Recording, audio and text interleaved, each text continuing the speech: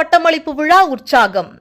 கோவை ஆர்எஸ்புரம் பகுதியில் அமைந்துள்ள ஸ்ரீ நேரு வித்யாலயா மெட்ரிக் மேல்நிலைப் பள்ளியில் இவ்வாண்டிற்கான மழலையர் பள்ளி மாணவர்களின் பட்டமளிப்பு விழா உற்சாகமாகவும் வண்ணமயமாகவும் நடைபெற்றது. பள்ளி வளாகம் முழுவதும் பலூன்கள், அலங்கார விளக்குகள் மற்றும் வண்ண கொடிகளால் அலங்கரிக்கப்பட்டு விழா கோலாகலமாக காட்சியளித்தது.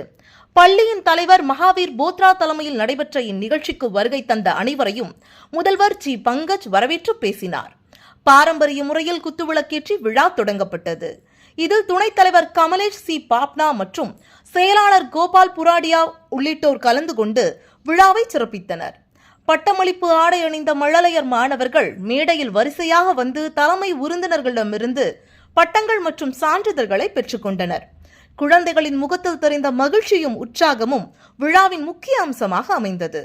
மழலையர் கல்வியின் முக்கியத்துவத்தை எடுத்துரைத்த முதல்வர் மாணவர்களின் எதிர்காலம் சிறக்க வாழ்த்துக்களை தெரிவித்தார். இதனைத் தொடர்ந்து மாணவர்கள் வழங்கிய நடனம், பாடல்கள் மற்றும் நாடகங்கள் பார்வையாளர்களை கவர்ந்தன.